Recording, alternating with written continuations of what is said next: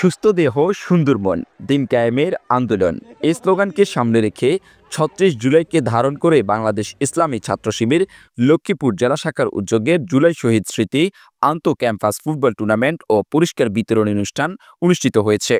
বুধবার বিকেলে লক্ষ্মীপুর কমলনগর উপজেলার তোরাবগঞ্জ উচ্চ বিদ্যালয় মাঠে এমন আয়োজন করে বাংলাদেশ ইসলামী ছাত্র শিবির লক্ষ্মীপুর জেলা শাখা।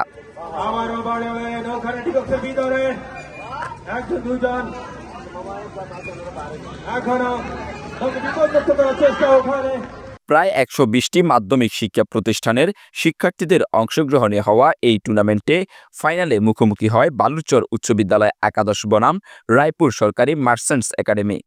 টানটান উত্তেজনার ফাইনাল ম্যাচে ৫-১ গোলে রায়পুর সরকারি মার্চেন্টস একাডেমিকে পরাজিত করে বিজয়ী হয় বালুচর উচ্চ বিদ্যালয় একাদশ।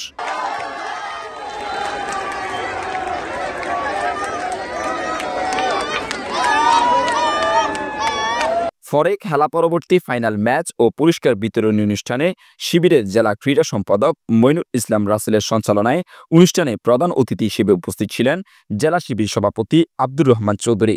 এ সময় বিশেষ অতিথি হিসেবে উপস্থিত ছিলেন কমলনগর উপজেলা জামায়াতের আমির মাওলানা আবুল খায়ের ও শিবিরের জেলা সেক্রেটারি আরমান হোসাইন, অর্থ সম্পাদক রাশেদ হোসাইন, HRD আব্দুল মোতালেব, সাহিত্য সম্পাদক হজরত আলী সহ অন্যান্য স্থানীয় নেতৃবৃন্দ।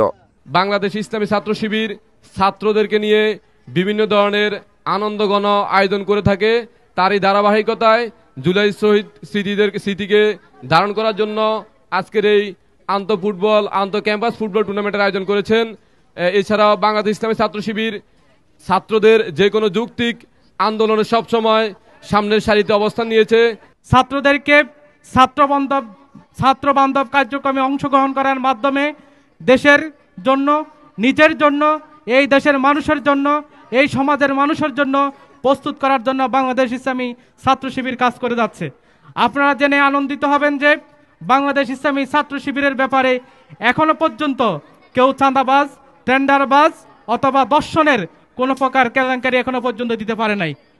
পুরাতন মীমাংসিত একটি ইস্যু নিয়ে শুধুমাত্র ছাত্র শিবিরকে প্রপাগান্ডা দিয়ে, মিথ্যাচার দিয়ে ছাত্র শিবিরকে দমিয়ে রাখার জন্য চেষ্টা করে, কিন্তু তা ছাত্র সমাজ, শিক্ষার্থী, এই বাংলাদেশের ২০ কোটি মানুষ সেটিকে প্রমাণ করে দিয়েছে যে ছাত্র শিবির একটি আদর্শ ছাত্র সংগঠনের নাম।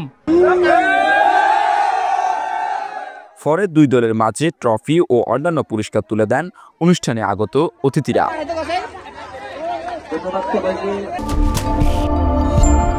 নোয়াখালী টিভি, বৃহত্তর নোয়াখালীর প্রতিচ্ছবি।